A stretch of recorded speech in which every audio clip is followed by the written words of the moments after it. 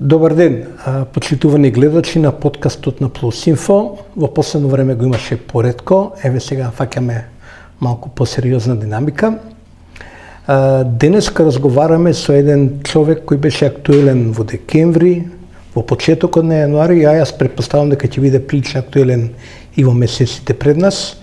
Станува збор за шефот на Висшето јавно обвинителство во Скопје, сега дома, принудно дома, суспендиран, оддалечен на работното место, Мустафа Харлахи.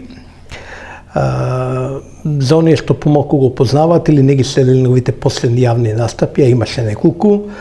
Мустафа е по потекло од скопското село Матка, така сме комши.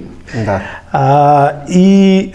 Мустафа во почетокот на својата кариера бил новинар во Форум и на тој начин сме и колеги.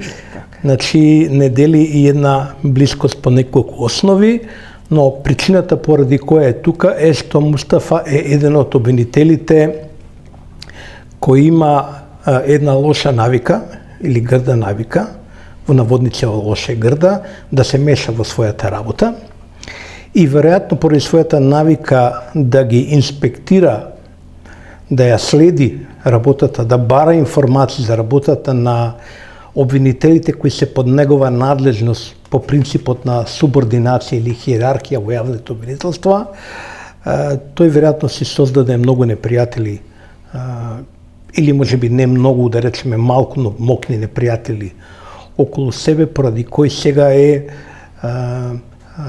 на удар.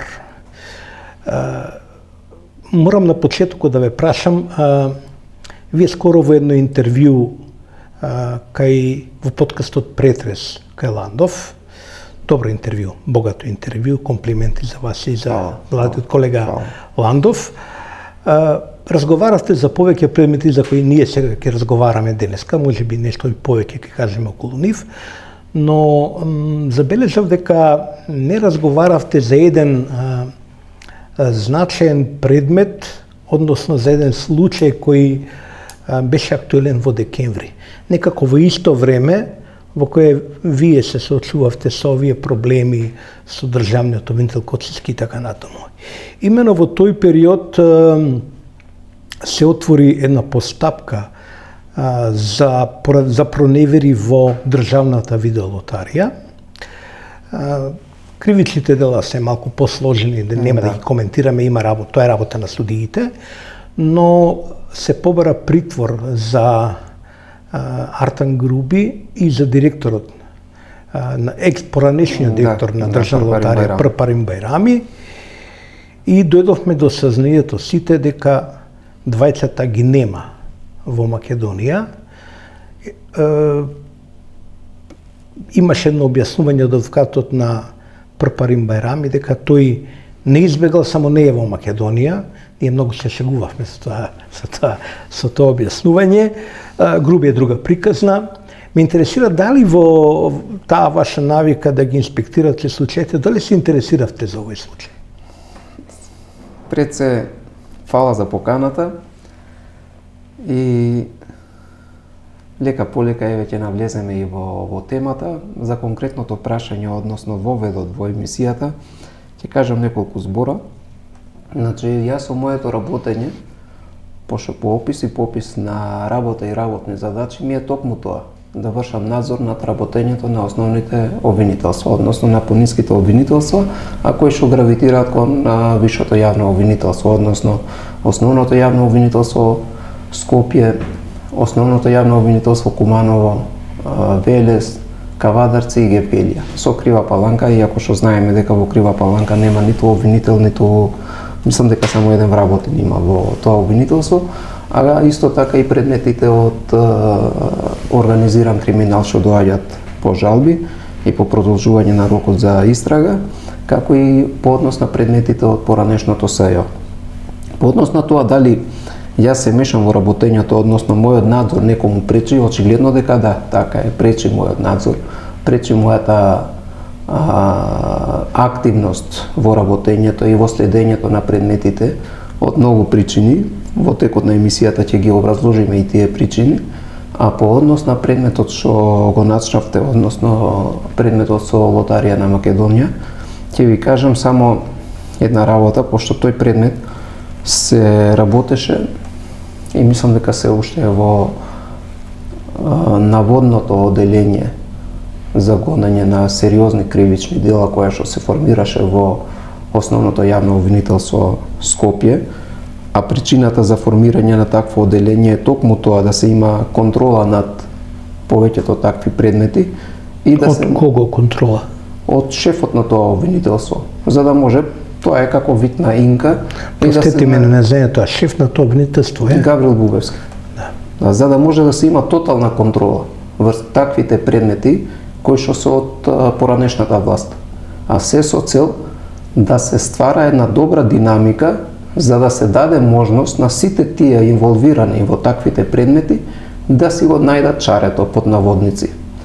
Пошто еве конкретно јас ќе кажам, ќе начнам збор 2 за конкретниот предмет.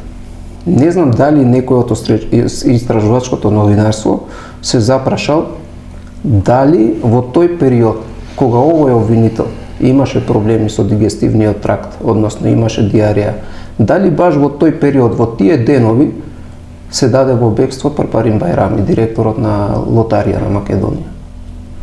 Дали е коинциденција бегството, односно заминувањето на Парпарин Бајрами од Македонија со диарејата на обвинителот кој што требаше да биде присутен и да се водеше предметот како што личи и како што требало да се води тој предмет. Има теорија, има сознанија дека за Парпарин Бајрами е зборувано уште од 2021 година за издавање под закуп на простори и така натаму. Веднаш сосема друг случај од политичката партија ВМРО ДПМ не го покренува тој случај на пресконференција.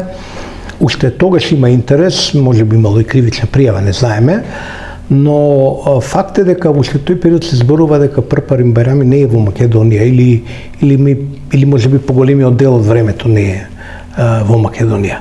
Како било можно да обвинителот што го покренува кейсот или одделот што го покренува кейсот нема такви елементарни информации?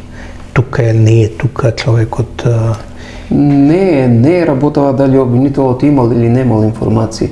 Туку се поставува, еве пак ќе го поставам истото прашање. Дали некој се запрашил и дали некого тоа го заинтригирало, дали баш во тој временски период Парпарин Бајрами заминува од Македонија. Баш тогаш кога обвинителите во основното обвинителство имале диарија. Според ваши информации, сега за диарејата не можеме многу да шпекулираме, едноставно да препорачаме, има добри лекови, има Линекс, едно, друго, трето. Ќе ги ангажираме евентуално и колегите од здравствените сектори, тие ќе испитаат дали во тој период има нешто, некаков повеќе случаи, некаква пандемија, да речеме, на диареја. Имаше во обвинителството. Во обвинителството секако, за тоа знаеме, да. Но факт е што создава една нелагодност дека клучните играчи во таа афера всушност не беа во Македонија и се создава впечаток дека тоа не може да е случајно. Нема во обвинителството, случајностите се исклучуваат. Нема случајности. Не може да биде случајно бегството на Парпарин Бајрами. Не може да биде случајно недостапноста на Васко Ковачевски. А кога во обвинителството имаше таков сериозен предмет кој што се водеше со години. И према тој обвинет, према тој пријаве, немаше од страна на обвинителството никаква мерка на обезбедување. Како може према Ковачевски да нема било каква истрага, било какви мерки обвинителски истрага распишувана или судија во претходна постапка, кога од 2021 година имаме активен предмет. Па јас тоа го зборувам цело време. Кај нас во обвинителство имаше активен предмет во обвинителството за гонење на организиран криминал и корупција. Предметот се носеше решение за отфрлање. И по жалба стигаше предметот кај нас во висшото обвинителство. Со какво образложение се отфрла предметот? Буквално без никакво образложение, без да се постапува по предметот. Голата кривична пријава се преточува во решение за отфрлање на кривична пријава и толку. Повисокиот јавен обвинител, висшиот јавен обвинител, кон понискиот јавен обвинител даваше точни, конкретни напатствија што се треба да превземе тој обвинител за да се расветли случај, да се видиме дали во тој случај имало кривично дело или не. Но од страна на понискиот обвинител не се постапуваше и се носеше пак истото решение само со друг датум. Тоа беше во неколку наврати. И згора на тоа, кога одекна и другиот предмет со адитивите, не знам дали се сеќавате, кога републичкиот обвинител излезе и кажа дека за таков предмет не може се бара притвор, што е луцидно, што е надвор од здравиот разум. Нема одредба во Законот за кривична постапка за точно за кој предмет за кое кривично дело да се бара мерка на обезбедување, не мора притвор. Не мора да се оди секогаш со најстрогата мерка за обезвредување. Ковачевски оствари еден од трите услови да му се определи притвор, избег од земјата. Да. Толку Јовевски, тогашниот републички обвинител, не можел да процени дека можне бегство, па тој не е наивен. Горе-долу сите знаеме каде е во моментов Ковачевски. Значи од моја информација, од моја изворна информација, знам дека тој предмет требаше да се работи по итна постапка, односно дека требаше со притвор да се заврши. Но што се договорија, како се договорија меѓусебно не знам и ете предметот до ден денеска не се ни постапува. Значи, и сега не знаеме Ковачевски кајне, не знаеме Парпарим кајне, не знаеме другиот, третиот, петиот. Изгледа дека сето ова е еден лошо режиран филм од страна на актерите. Добро, за Ковачевски го знаеме, во Виена е според распространетата информација. Но се поставува другото прашање, Геро. Логично прашање, еве јас како чинител на секојдневниот живот во државата и секој ден контактирам со секакви луѓе. Дали имат за право луѓето да се посомневат во тоа дека сето ова е една пародија пред народот? Дека ние ќе се играме и обвинителство, и полиција, и судство, и се. А кога никој од нив не е таму кај што треба да биде. Добро. Знаеме за сериозно крупни предмети кај што завршуваат, односно кај што нема никаква мерка на предпазливост. А од друга страна па имаме банални предмети кај што се иде со најдраконската мерка за обезбедување, односно со притвор. И која е логиката, кој е објаснувањето од ваквата дискрепанца кај што имаме мерка за притвор, односно се бара притвор за баналност, а од друга страна за вакви сериозни кривични дела излегува републичкиот обвинител и вика дека за ово дело не следи притвор. Те ве прашам, после овие апсења во Струмица, нели во империјата на Крмзов, дали според вашето лично мислење како обвинител, се уште сте обвинител, се разбира, но сте суспендиран, се надам, тоа не пречи да ве прашам, дали требало да се оди со кривична мерка притвор? Кривичните дела за кои се зборува, не знам, затеување данок, оштетување, финансиски малверзација, вака е кажано, тие се прават со папири, со хартија, со фактури, спратници, приемници. Со самото тоа што тој предмет толку беше помпезно најавен од страна на власта, од страна на премиерот, од страна на министерот за внатрешни работи, и што тој предмет така заврши, без никаква мерка за обезбедување на обвинетиот, на неговиот имот, на документацијата што е одземена, наводната документација што е одземена и наводните диаманти што беа пронајдени, па после не беа диаманти, туку беа остатоци од лустер. Упатува на тоа дека можеби и во тој предмет се игра некоја игра, пошто за таков сериозен предмет, за таков крупен предмет, кај што по знак прашалник се милионски суми на буџетски средства, се дава толку многу простор за да може било кој, јас да сум на местото на обвинетиот, односно на пријавениот, ќе направам све за да се постигне целта, односно да се заташка целиот предмет. Не знам дали го слушнавте и обвинителот, републичкиот обвинител што кажа пред известно време дека во тој предмет немаме докази. Самото тоа што од страна на првиот човек во обвинителството може да се изговара со таква леснотија дека во тој предмет немаме докази, тој предмет пише да е пропал. можам лично да посведочам и верувам дека јавноста, тие луѓето што не слушаат, ќе ми поверуваат ако им кажам дека сум разговарал со луѓе од влата, директно инволвирани, поврзани со овој случај, и кај нив навистина, особено да речеме кај луѓето од секторот финансии, навистина видов огромен напор и желба да се дојде до исход на овој случај, бидејќи тие тврдат буквално дека има сериозни докази, има докази за измислени фирми од Косово, луѓе со измислени идентитети, спроведена е постапка на барање информации по каналот на меѓународна правна помош, добиени се одлични информации од Косово. Како тоа обвинител тврди сега, нема тамо докази, нема ништо. Мислам, обвинител Коцевски. Мене ми личи тоа, не ми изгледа дека постои игра, може би постои игра, ама не од власта. Власта сака... Но обвинителот Коцевски така му е кажано да каже. Од кого? Па од луѓето што го контролираат него, од неколку обвинители од поранешното СЈО. Обвинителот Коцевски никогаш не излегува. Овие со Диарејава или такви? Диарејата и другите од поранешното СЈО. Тој не може да излезе и да каже своје мислење, тој е октруира. За жал, ние имаме републичко обвинителство со републички обвинител кој е октруиран. Тој е запоседнат до 101 и назад. Неговите изјави не се изјави кои што тој ги мисли и ги кажува. Тоа се изјави на кои што претходно му се пишуваат и му се даваат само да ги чита. Не знам дали приметивте во 360 степени секвенци фатев од сето тоа. Републички обвинител се дрзнува и руши принципот, основниот принцип во правото, а тоа е презумпцијата на невиност. Тој тоа не го зима во предвид, пошто така му е кажано, така му е напишано. И тој само треба да излезе и тоа да го каже наизуст, како 10 пати Отче наш. Кога републичкиот обвинител се соочил со новинар, без пред тоа да бидат режирани прашањата и одговорите?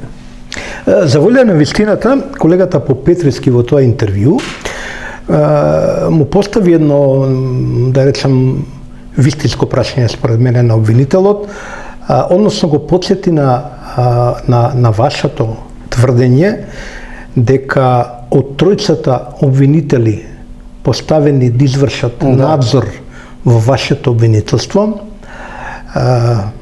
во оној период кога вие се играте со друг случај за кој ќе збориме, 5 години како не е вршен никаков надзор во вашето обвинителство, сега му текнало обвинителот. Добро, се разбудил се бајле на лева нога, окей, се сетил дека има работа, тоа е легитимно во крајна линија, но го праша Попетриски дека вие тврдите дека двајца од тројцата имаат конфликт на интерес, односно инспектираат, вршат надзор на предмети во кои сами поставале.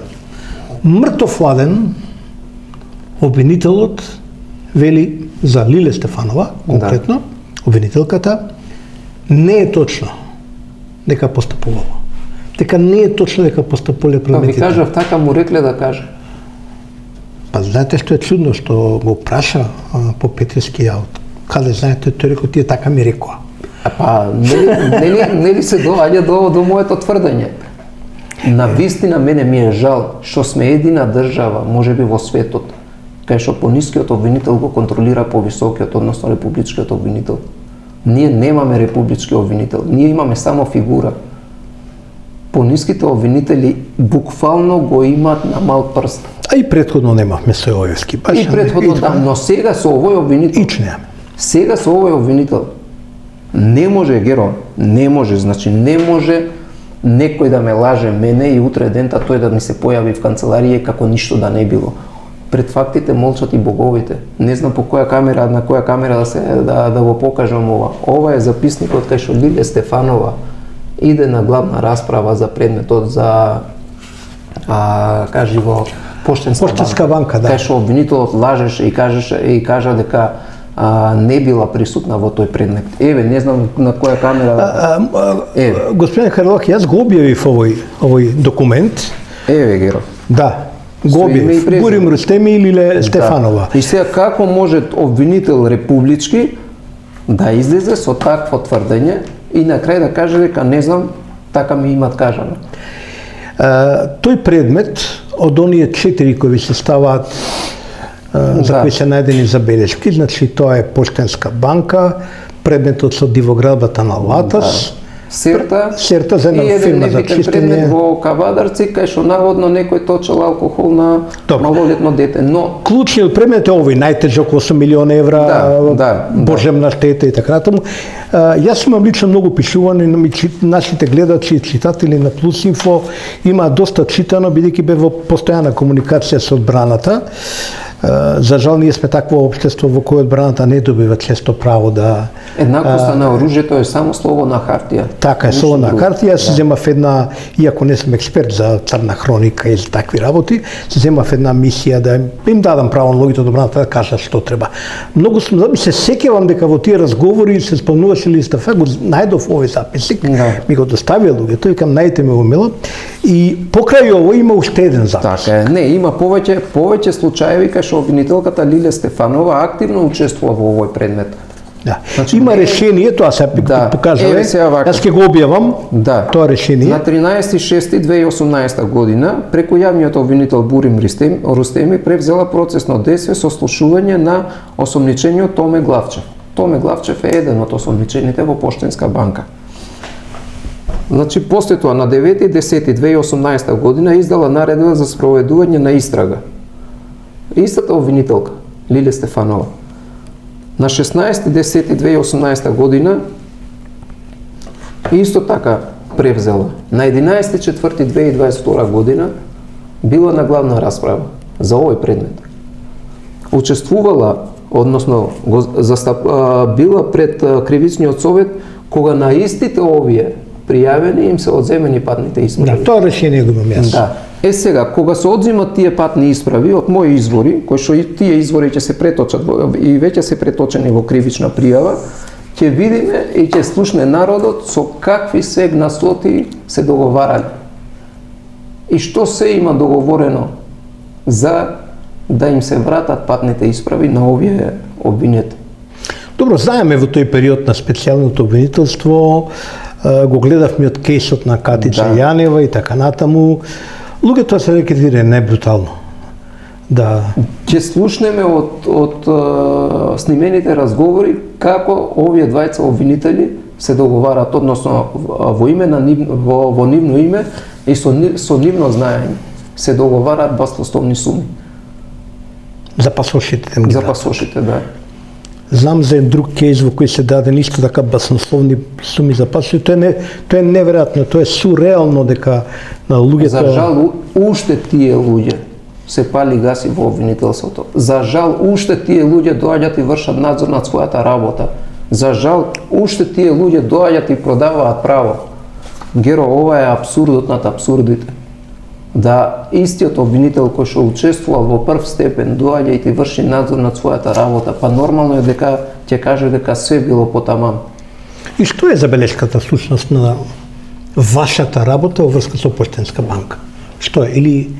Или не можете уште да го добивте ли извештајот вие на? Не, јас не сум добил извештај, пошто во тој временски период, кога обвинителот калкулираше со времето, пошто во првиот месец од законскиот рок предвиден за да се достави извештајот, не можеа да се договарат обвинителите кои што првично беа на контрола, а тоа беа обвинителот Стефанова, Елвин Вели и Джелал Байрами.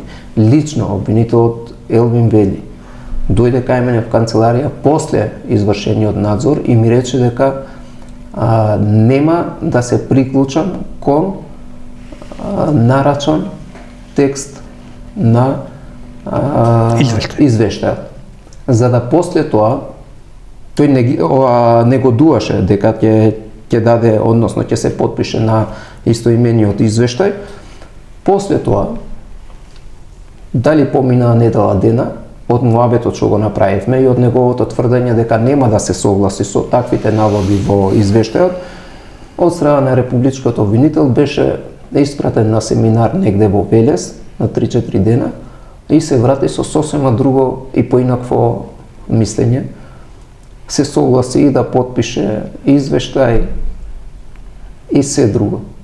Иако што неговото работење, иако што неговото присуство во истиот тој состав е проблематичен од причина што истиот ми беше мене од 2018 година до неговиот избор во јули месец 2023 година прв заменик.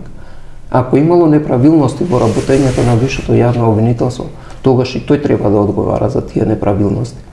Пошто и тој активно учествувал во тоа, активно парафирал пошта, активно постапувал по тие предмети кои што јас треба да ги постапувам. А третиот Джело Берами и тој отишол на некој семинар по своје мислење или он држи? Не држи уште не. Сега замислете Геро, ако имаме работа со таков кредибилитет на обвинител кој што се крши со 3 дена семинар во Велес, што правиме тогаш со покрупни предмети кај што обвинетите, односно странките се спремни на све. Тој си остава својот кредибилитет по знак прашалник. Ако за 3 дена се скрши во Велес што отиде, тогаш што остана за покрупни работи. Добро, ова игра со водредниот надзор беше реакција на... Вонредниот надзор беше притисок врз мене за да попуштам по однос на предметот за бонусите на СЕО. Пред да навлеземе во тој предмет, многу интересен е, за мене круцијален, како што целата приказа со СЕО е, како кажам, приказна медник во нашето правосудство. Би сакал да зборувам малку за она реакција ваша, кога од свиркач, како што рековте, добивте снимка, каде што се гледа ќерката на јавниот обвинител и наша колешка од Слободен печат, новинарка, како разменуваат некаков материјал меѓу себе. Вие ја направивте достапна таа снимка на колегите од Канал 5, тоа го навлековте делумно бесот на новинарската заедница. Но сега ве разбирам, бидејќи очигледно сте биле под вие под жесток притисок и сте барале сте барале одбрана во јавност. Јас тоа го разбирам. Исто така, знам, подготвувајќи се овој интервју, имавме еден претходен разговор, знам дека поседувате во рацете прилично цврст и уверлив доказ дека тоа за што разговарале ќерката, за која прво Лјупчо Коцевски тврди дека не била, дека немало таков разговор, па после имало, се зборило за некаков проект или не знам што, дека тоа за што разговарале тоа доказот навистина е поврзана со вас и со тој извештај, со тие папири, да цитирам и така натаму. Се договоривме на моје инсистирање да не правиме, како да кажам, вештачење на тој доказ, бидејќи претпоставам дека вие ќе го предложите во некој од постапките која ќе следи, ќе му ставиме тоа на судот да го сработи, бидејќи јас нема да го направам она што го прават многу мои колеги истражувачки новинари, а тоа е да користат докази, факти собрани на нефер начин, невалидирани во било каква постапка. Тоа е едната причина и втора, морам да кажам дека имам некаков однос кон младата колешка, чи професор бев и нејзин ментор од нејзината 18-та година. Сега тоа не го чувствува баш така, но тоа е нејзин проблем. Јас имам поинаков однос према луѓето и во таа смисла, негова модус на лична лојалност ја штитам мојата колешка, не сакам јас да бидам джелотот, ќе има утре судења, расправи ќе се спреме. Но би сакал да кажам да поговорите вие за односот на овој човекот што сепак е вас желат, Лјупчо Коцевски. Како може денеска да каже не е мојата ќерка, па утре добро е мојата ќерка која работи во фирма со некакви проекти ова, за на крај кога ќе ги се соочи со тие докази ќе мора да рече па тоа е тоа всушност. Пред фактите молчат и боговите. Тоа е основното правило во правото. Обвинителот Коцевски ќе се соочи со фактите, но не од оваа сега, од оваа позиција која што ја има. Пошто позицијата на моќ од негова страна се користи највулгарно. позицијата која што законот му ја дава, ја користи за своји лични потреби. Ја користи буквално само за да може да се како да се изразам, а да не бидам лошо сватен, буквално да може према секого на најбрутален начин да се однесува од позиција на републички јавен обвинител. Така ли се однесуваше со вас кога ве викна и кога ви рече дека мора да го затворите случајот? Значи со најпрости зборови, дека не треба да се даде право на оштетен на политичката партија ВМРО и дека тој предмет треба да се потврди. И толку имав да кажам, јас завршив со моето. Значи, ако тој е републички јавен обвинител, не значи дека бенефициите, односно можностите кои што ги дава законот за јавно обвинителство, да ги искористува во негова полза, односно во негов прилог. Конкретниот случај со неговата ќерка. Ако тој, како републички јавен обвинител, се стигна толку ниско за да во целата приказна за моја лична дискредитација ја вклучи и неговата ќерка, да ја изложува самата нејзе во сторување на кривично дело, а се со цел да ме оцрни мене како виш јавен обвинител и мојата работа како виш јавен обвинител на Вишото јавно обвинителство Скопје, а се со цел, пак повторувам, се со цел да се протне низ мала врата предметот со бонусите за СЈО, тогаш за каква личност станува збор, за каков кредибилитет станува збор. Како може, јас тргнувам секогаш од себе, јас сум родител. Нема сила на светот што ќе ме натера моето лично дете да го користам како жив штит за да постигнам било каква цел во животот. На крајот на краиштата, кога ќе се сменат работите, кога ќе дојдат други подобри времења, кога ќе го нема веќе републичкиот обвинител Коцевски на тоа место, кога ќе нема моќта што ја има сега, ќе се соочи со судска постапка. Тогаш пред судот и тој и неговата ќерка ќе треба да објаснат како тие информации протекле од кабинетот на обвинителот Коцевски. Ако еднашка протекле тие информации кои што мене ми беа доставени и за кои што имам јас цврсти докази дека имало договор меѓу ќерката на обвинителот и друга личност за да се видат со новинарката, се поставува прашањето што се е изнесено од тој кабинет од страна на републичкиот обвинител, кога тој знаеме дека е одговорен за ПИМ мерките во државата. Дали можеме ние... Кај него е црвеното копче за ПИМ мерките? Так, кај него е, да. Кај него е. Сите информации се кај него.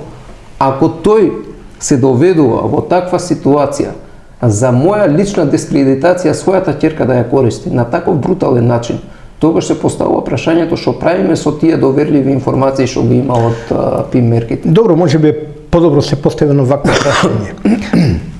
На што се спремни сите тие луѓе од поранешното специјално јавно обвинителство, таа Франкенштейн институција која се појави во македонското правосудство, според мене тотално непотребно надвор од сите системски, конституционални и така натаму правила. На што се спремни се тие луѓе, бидејќи реков дека тие го контролираат обвинителот? Да, под тотална контрола. А нив ги контролира веројатно некој? Нив ги контролира политичка партија. Политичка партија. Што сега е опозиција. Или политички мокници, да речемо. Мокници. Да. Има таму некој од таа партија кој веќе не е во... Не, може би е во таа партија, но не е во државава сега. Тоа е сега, нели... Збориме за Хариџиновиќ, за да скратиме.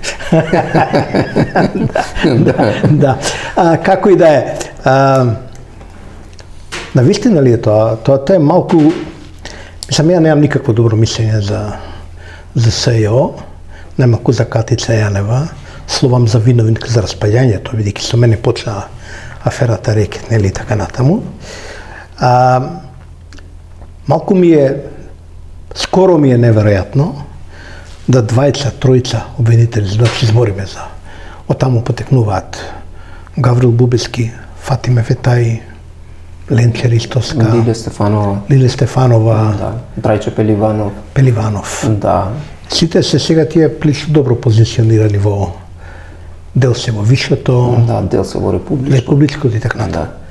Сите се заедно, сите се цврсто како група. Значи, тие се како функционираат, нивниот начин на функционирање, нивниот начин на делување, нивниот начин на групирање ти дава за право да помислиш дека се дел од некоја мафијашка организација, дека не се краци на некој октопод. Да, дека не се дел од системот, јавнообвинителскиот систем. Јас од секогаш сум го тврдел тоа, дека тие се лошото ткиво во јавното обвинителство. Ако тие 10 души се тргнат, јавното обвинителство ќе функционира како што личи и како што треба. Овие се тие што се рак рана на јавното обвинителство. Едноставно, најпросто, најбанално ќе го кажам примерот зошто тие све прават. И така се организирани, за да си ја спасат својата кожа. Пошто самиот предмет со бонусите на СЈО за нив значи огромни средства враќање на буџетот на РМ. Тие тоа нема да го направат. Значи за жива глава нема да ги вратат тие пари. Ќе се служат со секакви методи. Ќе се служат и со ѓаволот ќе направат пак само да не ги вратат тие пари. Причината зошто јас сум суспендиран е токму овој предмет. Да позборувам малку за тој предмет, чисто за нашите гледачи, да дам почетна информација. Еве пак ќе направиме едно логично појаснување. Додека беше обвинителот Јовевски, истите овие луѓе го контролираа него. Значи, републичкото јавно обвинителство е само во системот на хиерархијата највисок јавно обвинителски чинител, односно републичкиот обвинител е првиот во хиерархијата. Иначе, овие се тие луѓе што го контролираа и Јовевски, сега го контролираат и Коцевски. Значи, тие се тие луѓе. Да не речеме вака, можеме да кажеме метафорички малку, но може би близко до вистината. Специјалното јавно обвинителство се уште постои како тајна организација. Постои, не е веќе тајна организација. Тоа обвинителство е преточено во републичкото обвинителство и во основното обвинителство Скопје и во висшето јавно обвинителство. Во тој оддел за, како рековте, за посебни, што го контролира Бубески. Тоа е само проформа како предметите да знаат овој да предмет. ода таму. Види Геро, во основното јавно обвинителство Скопје има 64 обвинители. Кога ќе стигне предметот, кривичната пријава против тој и тој пријавен, и кога редоследно тој предмет ќе се даде на работа од 64 обвинители, нема да падне кај Геро, така? Веројатноста да падне кај Геро и кај Мустафа е помал. Многу помал. Да. Ама кога ќе имам јас 6 обвинители, точно ќе знам тој предмет кај кого ќе падне. И ќе создаде системско решение да таму и да тие предмети. Да. И тие предмети и тие обвинители ќе бидат под директна контрола и точно ќе се знае тој обвинител што треба да прави. Господин Харилаки, така беше создадено, да се подсетиме, специјалното јавно обвинителство. Така, и истото ова е пандан на тоа. Значи, се измисли една институција за, ајде да кажам, неправно или спротивно на правилата на кривичната постапка, спротивно на член 12 од кривичната постапка, кој забрануваше и се уште забранува да се користат бомби и така натаму, и така натаму, да се спроведат постапки. Многу сум пишувал за овие работи, навистина ме праве и уште од самиот почеток нервозен во тоа време. Може би тука лежи и основите на сите мои кавги со тие луѓе од тој период, од шарени, револуционери, вакви, такви, накви, така натаму. Несватливо е да луѓето кои носеа правда и мир, велеа дека носат правда и мир, прават институција, Франкенштейн институција, која треба да дерогира една од основните, како да кажам, права на луѓето граѓански права во кривичната постапка, а тоа е да не бидат снимани нелегално, да не се тие снимки да ставуваат било каде и така натаму, да тие не се користат како докази во кривична постапка, сега тоа се фрла низ една јакобинска правда, нели, револуционерна правда, да се осудат на брзина и бидејќи пишува за голем дел од тие високопрофилни случаи, најголем дел од нив во повисоките судови, во апелација, завршија неславно. Завршија, да не речам, трагично по обвинителите. Сведок сум на тие предмети. Тие предмети идеа по жалба кај нас во Висшето јавно обвинителство. Во тие предмети не можеш да најдеш диспозитив. Во тие предмети има наративно приказки се расказани. Нема диспозитив на обвинение. Туку сето тоа е преточено во приказка.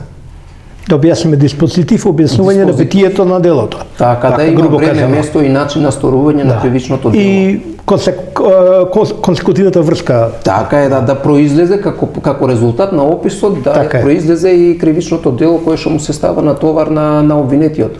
Во овие предмети го немаш тоа. Во овие предмети имаш приказки. Наративно раскажани работите.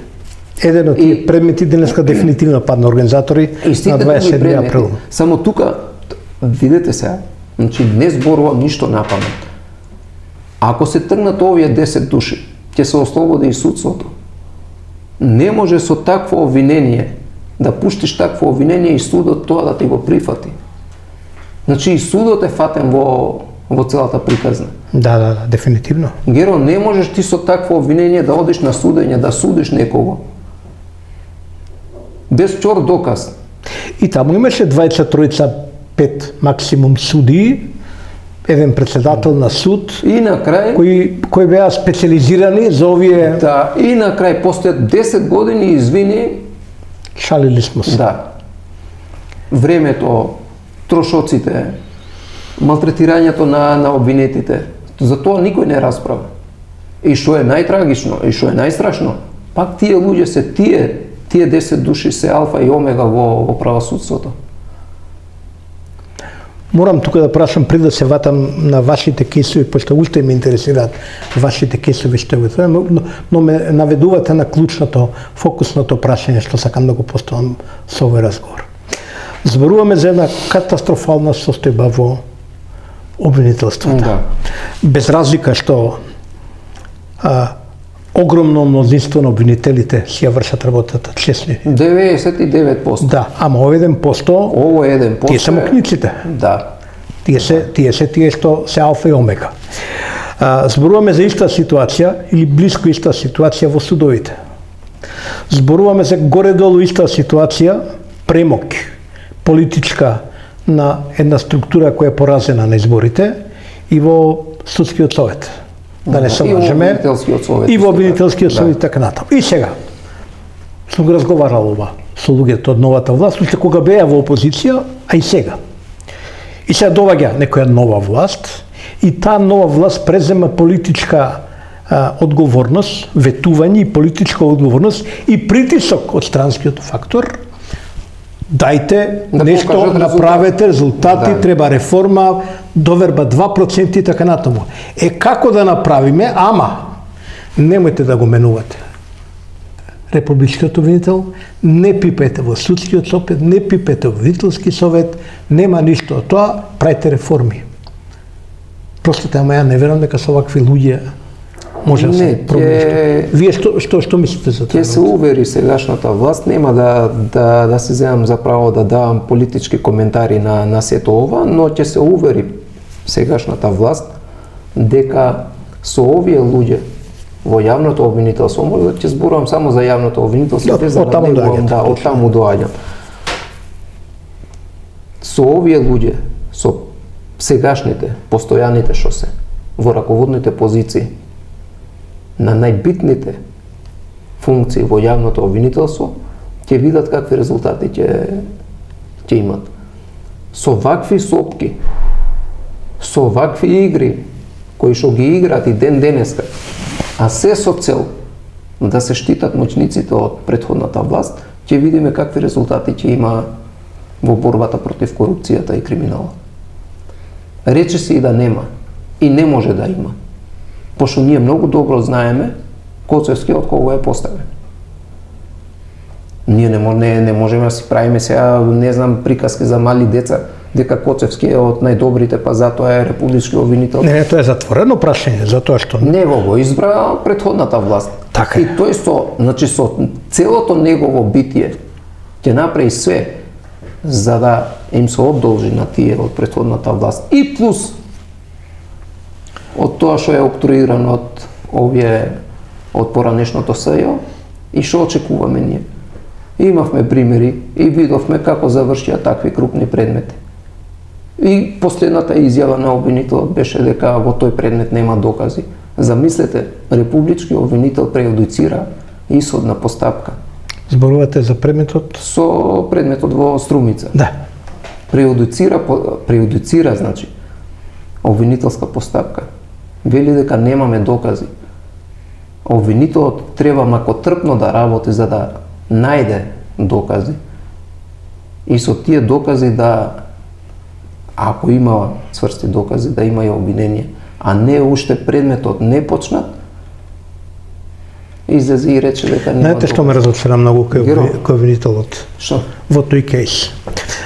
Значи, луѓе од управата за јавни приходи, финансиски инспектор, Министерство за финансии, финансиски инспектори, царина и така Да. натаму, навистина работеа, станува збор за обемен материјал. Чабе, нека работат колку сакат. Кога ќе дојде предметот во обвинителство, тука е целата работа. Не, уште повалкано игра. Значи, луѓето работеа. И вие сте обвинител, знаете многу добро дека правдата и работата на предметите треба да бидат темелна и поради тоа некојаш мора да биде бавна. Не може да биде брза. Не може предмет, имаше приказна, предмет со 6000 страници да го речам материјал, доаѓа во апелациони суд и сега судија треба за 6 дена да го ало. Не може тоа така, не може квалитетна правда. Така е. Не навлегувам имало, немало, подкуп, лево, не навлегувам. Просто не можете. Има некое техничко време. Луѓе во конкретниот кейс, знам дека сторија секако возможен напор и сега замерката беше кога јас апелирав и алармирав, веројатно и други, чекате бе, овој ќе избега, нема потреба бега, све ќе среди. Ама сега нема зошто да избега, Да, нема све, причина. ќе ги среди папирите, ќе направи лево. Средено е, се даде многу И сега, они викат вака, ама тие од управа за приходи нас сега ни доставија материјал? Даде, мора да има Обвинителот дежурен кривец. што прави? Лови муви во тоа време, ужива, седи по кафани, иде на концерт на Хариджинови. Што прави обвинителот во тоа време? Геро. Белки треба дава насоки. Кој команда со истрагата?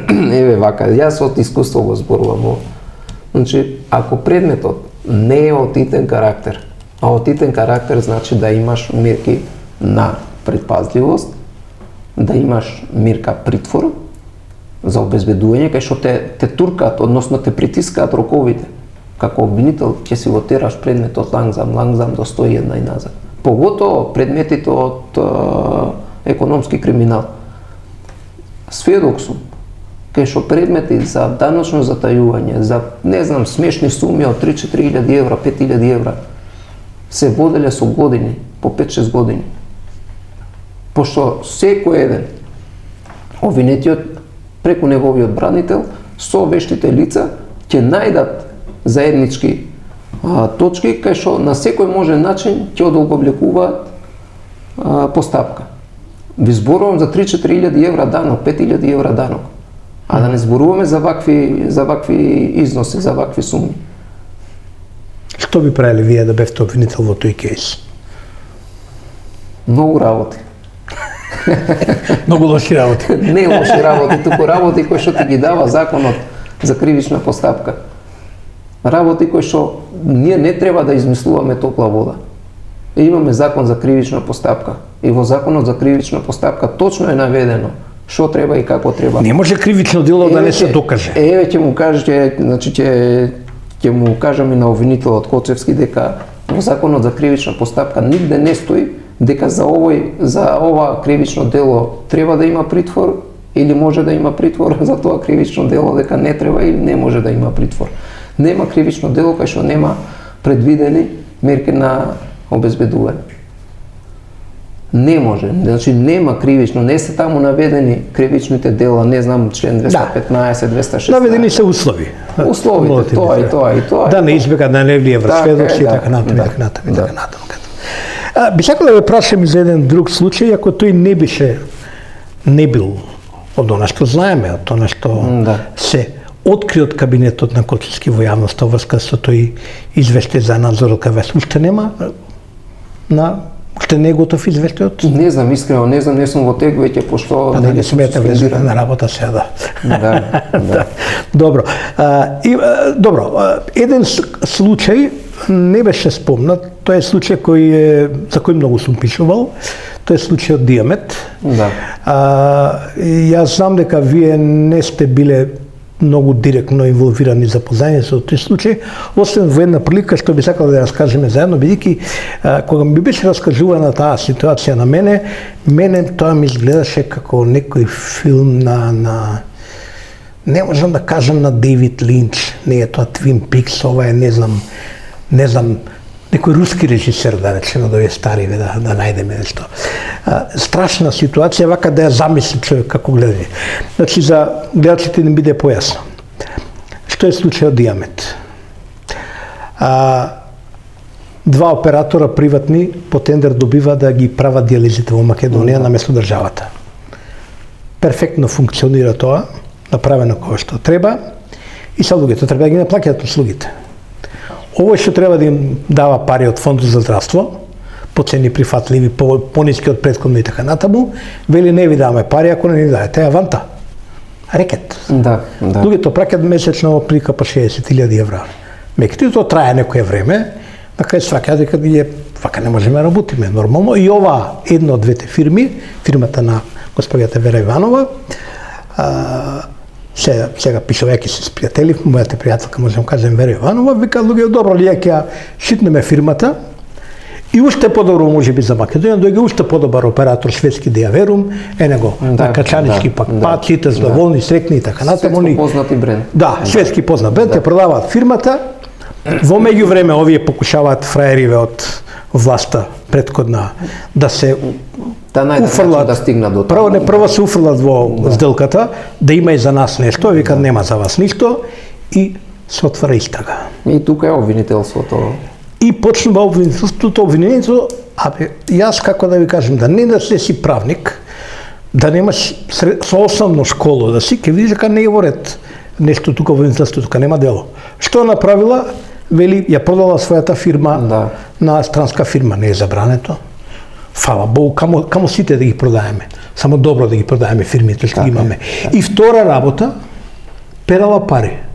Како перала пари, кој вториот ден кога почнува истрагата, се блокирани. Замрзнати. Никој не може да ги пере. Не она, никој ни државата, никој не може да седат. Парите у банка седат. Делот сега веќе се тие последната пресуда е ослободителна, финална и така натаму, парите полека се ослободуваат и така натаму. И сега што се случува? Во еден период, доаѓам до ова што ме прашам, после многу перипетии, многу притисоци пред се од Јовески, обвинителот, Лиле Стефанови исто така, одлучува сепак обвинителката да гледа нема кейс. Кога немаш кейс, да се повлечеш и бара, се не може самата бара ова и се свикува некое тело, се го реферира, тоа тело пред обвинители и вака ми е приказната, таму сте вие и обвинителот Цветановски и кажете ми што се случува. Не кажете го вие вашиот дел. Ја ќе кажам мојата приказна, па вие ќе ме демантирате или потврдите. Да. И тамо обвинителката Стефанова раскажува, мора се гледа големата приказна. Големата слика, притиска да се тера кейсот, а вие сте против Цветановски и во еден момент наводно вијемката на Цветановски, се одиме одека, шо бараме одека, не, изгубена утакмица. Нема разум да се седиме. Така ли било? Да. Значи бевме Вака предметот се водеше во основното јавно обвинителство за гонење на организиран криминал, уште од поодамна. Да. Обвинителот што го водеше предметот, односно што го оформи по допрен глас, во некоја случајност го избра во Вишото. Во вишото, па од вишото во републичко обвинителство. Да, ептен, значи на брза лента. Ба случајно. Да. Лета. Да, го избра во републичко и тој предметот организиран се даде на друг обвинител да постапува и се даде на обвинител кој што има разум. Обвинител кој што знае да каже да и не. Кој што знае да разликува бело и црно. По жалба предметот стигна кај нас во вишото. Во вишото предметот за работа падна кај обвинител Цветановски, кој што исто така е квалитетен обвинител и еден од ретките обвинители кој што има своја ја. Тој исто таргет како и вие. Да, да, па затоа сме таргетот. Да, вие затоа сме сте таргетот, да. И обвинител Цветановски даде напација по однос на предметот, односно јасно и гласно кажа дека со неговата одлука кажа дека џабе ние ќе го парафразирам за да бидам појасен за гледачите. Џабе се малтретираме. Нема елементи на кривично дело. И трошите државни пари. И трошиме државни кои сега ги плаќа државата. Така и малтретираме луѓе беспотребно. И го вративме предметот во основното јавно обвинителство за гонење на организиран криминал. Обвинителката совесна видела дека нема ништо од тој предмет и дека не може да успее обвинителот да издействува да има осудителна пресуда за тој предмет. Побара реферирање пред републичкиот јавен обвинител. Мислам дека тогаш беше обвинителот Јовевски. Јовевски, да. На проширен колегиум го рефериравме предметот. Самиот чин, односно самиот начин како почна да се реферира предметот за мене беше несватливо. Не може некој кој што ќе слушне 5 минути излагање на обвинителот кој што постапува по предметот да даде свој суд по однос на правната квалификација и по однос на тоа дали има или нема дело. Збориме за Лилија Стефанова. За сите присутни што беа. Најгласна беше обвинителката Стефанова дека треба ние да ја гледаме по широката слика. Сега обвинителот кој што го работи предметот, кој што го проучувал предметот, вика луѓе тука џабе се малтретираме. Нема елементи на кривичното дело кое се гони. Дај да средиме, да бидеме тоа што законот ни го дава нас како обвинители. И тука после дојдоа до израз погрешните сваќања на повозрастните обвинители дека обвинителот не смее во ниту еден случај да се откаже од обвинение. Дека била сумата голема и дека ако не е толкав износот, па ќе можеме да разговараме по однос на тоа дали треба да се повлекува обвинителот или не. На тоа јас кажав дека во правото неверојатно. Дека во правото нема цена и нема суми. Ако се работеше за убиство, тогаш дај да ставиме глава на еден човек колку кошта. Знаете па да знаеме дали да се повлечеме или да не се знаете ли повлечеме. каква беше првостепената пресуда на овој судијата Илија Трпков, што му паѓаат сите пресуди? Овој за кој напишав јас еден коментар, рекол денеска држал говор, денеска тамо држал говор, бидејќи морал да ги ослободи овие тројца организатори, он ги ослободил пак четворицата, пак направил грешка денеска, намерна грешка. Герон, ама не може да ги ослободи кога обвинителот веќе излегол и кажал дека треба да се примени тоа и тоа и тука. Денеска е примена амнестијата за обидно тоа што обвинителот што чекал до сега? Тоа е башка прашање, тоа е исто добро прашање, ама судијава кажал дека знаат след. И сега во овој случај што збориме, каква пресуда е првостепената? Вели условна 3 години за перење пари на 11 милиона евра. Ја викам на мојата пријателка Вера, ти ако си испрала 11 милиона, тебе смртна казна ти е малку бе. За 20 кебапи си иду у затвор. Денеска ова условна пресуда. Овој генијалец судија така пресудил дека се спрема бидејќи ќе треба да одговара уште многу за тој и за некои други кейсови допрва. И така заврши така бидната прегањето, станавме со обвинител Цветановски, пошто очигледно дека немаше место во тој состав и во такви со такви коментари од типот на го имаме и записник за тоа и може и записникот да се види какви се. Има записникот? Има записник, да. Бидејќи ќе има кривична тука за некои луѓе, да. Па сега Герои треба, реално треба секој еден да одговара за затоа што пресудата ослободителна не е имало процесни, имало амнестија, има вака, нема кривично дело. Ама јас тоа го зборев цело време. Тоа го зборев цело време и јас и обвинителот Цветановски и исто така и обвинителката Коларевич. Јас во една прилика им кажав, луѓе, кажете ми како обвинителката Коларевич ќе оди пред суд и ќе состави диспозитив на обвинение. Што ќе каже, со што ќе ја терети обвинетата? Што ќе каже дека сторила обвинетата спротивно од законот?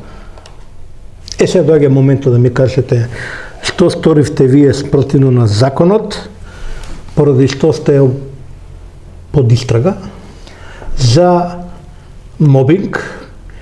Ја тотално ве разбирам, ја вршам мобинг у мојата редакција, не знаете каков, иако ме зафркава колегите, вика ти немаш фонд на часови, како непознатиот гитарист што си замина од една, дали 10.000 денари плата, зашто немал фонд на часови, овие ме трпат, ми даваат плата, ама ја им вршам мобинг. Што направивте вие толку лошо да обвинителката од Штип, мислам? Од Штип, да. Како е името, зашто па да не ги споминеме името? Татјана Кацарова, ми се чини. Кацарова, добро. Обвинителката од Штип е под директна контрола од страна на Републичкиот јавен обвинител. А тоа научивме више, сите се под некоја контрола. Не, Геро, знаеш зашто? Знаеш зашто? Може и добра жената, што викаме, па. Не ја знам, лично не ја знам. Но ми дава за право да се посомневам во незиното постапување дека е, значи, крајно непрофесионално. Геро, веќе трети месец помина, јас сум суспендиран од незината паушална одлука. Не може да донесе обвинителка пред пензија, а да каже дека не знае таква одлука без да ги провери сите наводи. Не може со пусулче, кое што првично беше кај републичкиот обвинител као за наводен мобинг, од кога јас обзнанив дека ќерката на обвинителот изнесува информации од кабинетот на обвинителот, а се со цел да ме оцрни мене, истиот тој ден, на 31 октомври, истиот тој ден кога јас излегов и го кажав ова, тој ден е активирана кривичната пријава. Тој ден е заведена кривичната пријава во ОЈО Скопје и тој ден со светлосна брзина е испратена во ОЈО Штип. И после колку дена? После 3-4 дена се отвори истрага. Да. Тоа Хашки трибунал така не суди. Геро, замислете. У Гвантанамо така не се суди. Замислете за кривично дело малтретирање при вршење на служба. Знаеш што е битието на тоа дело? Не баш. Еве, ќе објаснам и за пошироката јавност. Тоа кривично дело... Мислам, знам како ја правам, јамом да знам дали е тоа. Не е тоа. Значи, тоа кривично дело, повеќето од таквите предмети, сторители на тоа кривично дело се униформираните, односно полициските службеници. Кога ги при спровод малтретираат лице. Или пак обвинител може да е сторител на тоа кривично дело, но јас како обвинител, кој што го имам вашиот предмет, при испрашување да извлечам јас од тебе изјава со која што вие не се согласувате и да користам секакви методи на заплашување, на уцена, на било што и да го извлечам тоа од вас. Ама треба да го имаме својството. Јас обвинител, вие оштетен сведок, не знам... Добро, не е мобинг како ми се заканувате на вработените, како ги навредувате и така натаму. Не знам дали е мобинг. Мобингот судот треба да го докаже граѓанскиот суд. Не како диспозит, како дело. Ама која е заканата? Дојди на време на работа? Тоа сега да прашам, што на време на работа? Што имате вие со тие три работеле во писарница и секретарката ваша? Никогаш не, поранешната секретарка. Поранешна секретарка. Никогаш со нив сум немал одвоени состаноци. Сите состаноци што сме ги имале во состав со сите други вработени, а има 20 вработени Како што се во колегиум, администрација, да, како колегиум. Ако јас сум упатил закани према нив, тоа не било селективно, не знам, на тебе вака и така. Па и да било, други веќе знаат. Па другите кајце, другите зошто не пријавуваат? И како прво и основно, јас мојот интегритет, мојот морал не дава на, поготово на жена да се заканува, поготово на жена да упатувам погрдни зборови. Значи, во ниту еден случај, тоа е конструкција од една поранешна обвинителка од СЈО. Преку нив имам и слики на мобилниот, истите ќе ги приложам и кај обвинителката во Штип.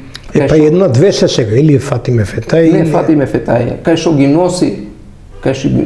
носи овие 4 вработени на викенд во Белград, на викенд во Солун, на викенд во не знам каде. Како она ги носи? Ги шета. И ги користи сега за да ме дискредитира. Тоа, ако е ова мобинг, тоа би се рекло тимбилдинг. Не знам што е. Јас немам. Или шопинг. Не, шопинг, да. Шопинг, да. Али тимбилдинг може да се каже. Да, тимбилдинг, самата една од нив ми призна, ми рече дека да, на роден ден кај едната која бевме, го договоривме ова и ова. Па тоа не било лошо се работи таму кај вас. Не, интересно е. Интересно е. Забавно е. Интересно е. Добро, клучно е прашањето тука во врска со тој ваш кейс.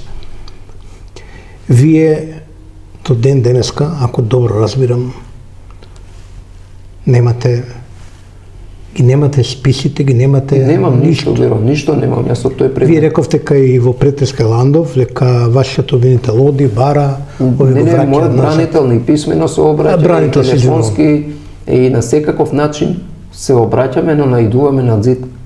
Ова уште го немам чуено, све имам чуено, ама... Веќе трети месец поминува Геро. Како резултат на нејзината одлука јас сум суспендиран, а таа не е свесна. Не може обвинител тоа да не Не од брзање. Не знае со каква професионална грешка ќе се соочи во иднина, за која што ќе одговара. Кривично ќе одговара. А не е свесна која е професионалната грешка по однос на правната квалификација и нема да ја открием. Добро, формално кај вас нема да помагам да откривате туку. Сакам да прашам просто заради јавниот интерес. Сепак не сте било кој. Станува збор за истрага против висшиот обвинител, шеф на висшиот обвинителство. Геро, да има било каква вина, да сум сторил било што во текот на работењето, ќе се заминев сам. Немаше да чекам да се изживува една обвинителка од Штип што не знае да разликува правна квалификација од не знам ова или она кривично дело. Добро. Она што мора да го знае секој обвинител, секој правник, студент по право, не треба и правник да е уште, е дека сите луѓе во кривичните постапки имаат своји права. Така е, законот за кривична постапка. Значи, вие имате право на одбрана. Имам право на одбрана. Не сум чул искрено да кажам, за многу случаи пишував, иако и така некако се подизвестив, да речем, поднаучив малку за овие работи. Немам чуено да некого толку долго, 3 месеци, не му се кажува ништо во врска. И тоа на колега обвинител. Плюс на колега обвинител. И тоа треба да знае. И тоа високо позициониран обвинител. Дека јас го знам правото. Јас ја знам постапката. Па како е тоа можно, не ми јас? Па ете, под директива на републичкиот обвинител на Коцевски. Таа не смее да мрдне со мал прст. И јас знам што е интенцијата. Ќе терат вака до 101 и назад, додека законски се може да се тера со истрагата. 3 месеци, па после ќе бара продолжување на рокот за истрага уште 3 месеци. Не е проблем. И 3 месеци, и 6 месеци, и 9 месеци. Но после тоа, таа обвинителка, како ќе ги објасни нејзините пропусти? Како ќе ги објасни таа иста обвинителка дека направила крупна професионална грешка, за која што во иднина ќе се соочи, гарантирам дека ќе се соочи со правните последици. Господин Харивалки, сте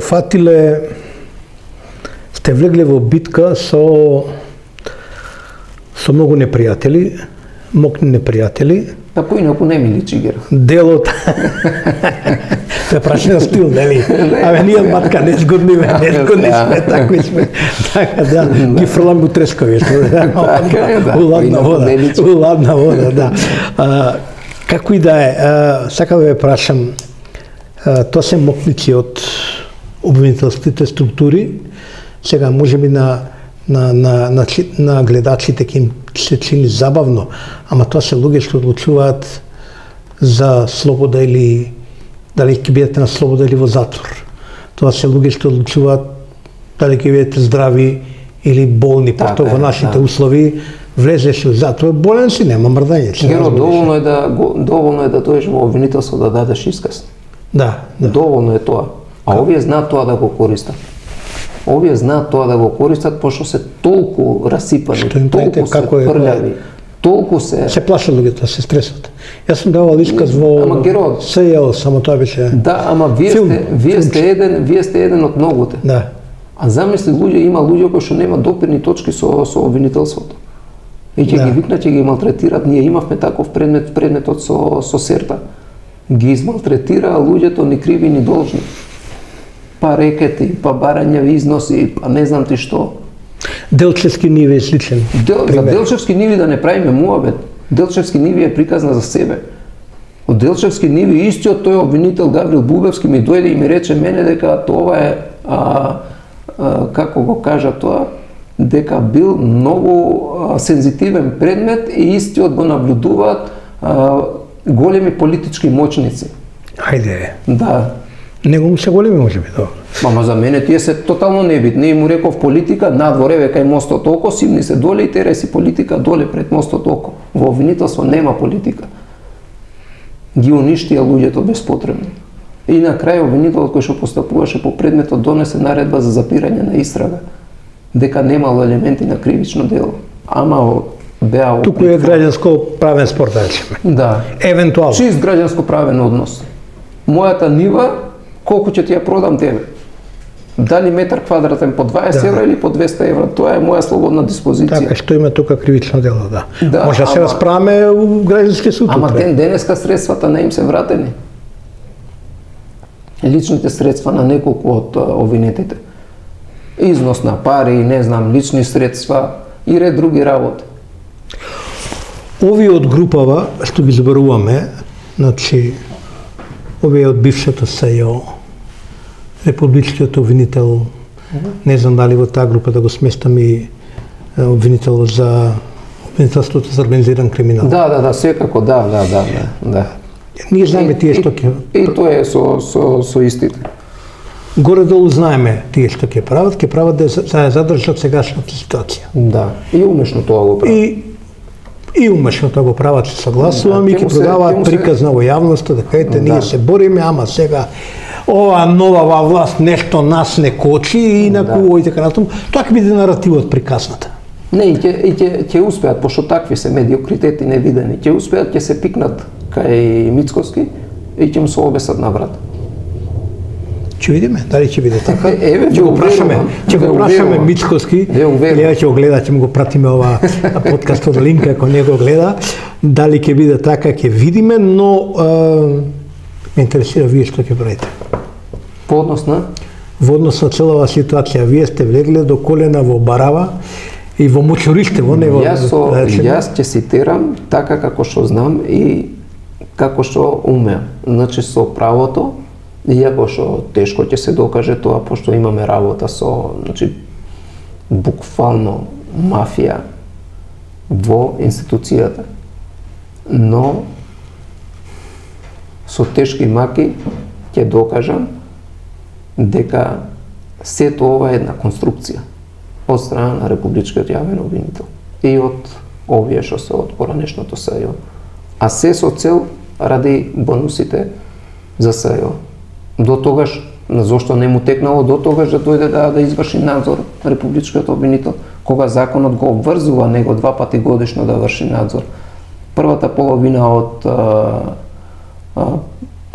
календарската година и втората половина. Значи, ако требало да врши надзор, не знам, карикирам февруари, март месец. Првиот надзор да. па после крајот на не знам ноември или декември месец да се изврши и вториот надзор. Доаѓа во декември месец, врши надзор. И вие ќе терате битката значи до крај, дефинитивно. Правната битка. Немам. Па немате ни избор и така. Немам ни избор, да. Што ако изгубите? Сте размислили, што ако во правната? Следете како... Не знам, никогаш во животот не сум изгубил ни една битка. Ни ова нема да ја изгубам. Никогаш, ама баш никогаш. Не знам како е да бидам поразен. Господине Харилахи, на крајот разговор ја ви посакувам прво добро здравје. Фала. Тоа нека ми служи тоа е само најважно. добро здравје. Да, бидејќи знам дека во еден период кога доаѓавте на позиција се соочите се на голем здравствен проблем кога беше ова коронава. Короната, да. Да, уште ви се влечка тоа како кај бевте тогаш ова закаснеле предметите, реков ми рече. Па и тоа е како резултат на овиот СЈО. Знаете зошто? Зошто овие двајцата повинители Фатиме и Габрил го водеа предметот за Исмет Гури и Ејуп Халими. И знае дека јас нема да се согласам со таквата правна квалификација паушална која што беше. И мислеа дека јас го кријам предметот, а уствари не беше тоа. Јас се соочував со короната тогаш. И еве тој предмет. Испадна како јас тогаш што мислев и како колегиумот на висшето обвинителство што мислеше. Но не постапувавте веќе после. Мислам, испадна по ваше дека. Па испадна така како што е, дека треба да се направи преквалификација на кривичното дело.